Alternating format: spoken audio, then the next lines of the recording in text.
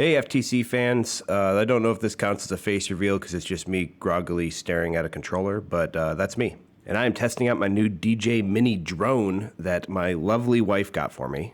Here she is hanging out with Django in the side yard as I test out the drone. This is a house that we're renting in Germany. While we do own a homestead back in Michigan, we are stuck here for work for the next few years, so we decided to rent. We picked this place because of this awesome little creek and the ability to have a nice little cookout and fire pit on the back of the porch there. The downside is everything's wet always in this area in Germany.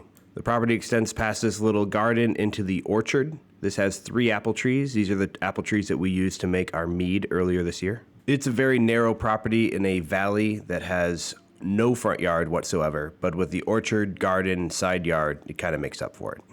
The Michigan property where we're setting up the homestead on August 8th, 2026 is much larger and further away from everybody. You can do whatever you want out there and nobody will even know that it happened.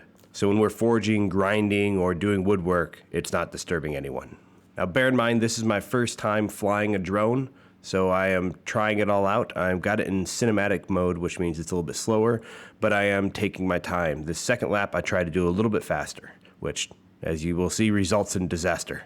Not a lot of educational content here, but the idea that we now have a drone and can start doing some more cinematic views of Germany and Europe, and that we'll be able to use this when we get back to the homestead in a couple years, is all very exciting to us. Of course, I slam into the wall, break 2 of the propellers, and crash it on the steps, but it still works, it's fine, and the propellers are easy to replace, so it should be easy. So yep, no education this video, just me blabbing about a new Christmas present.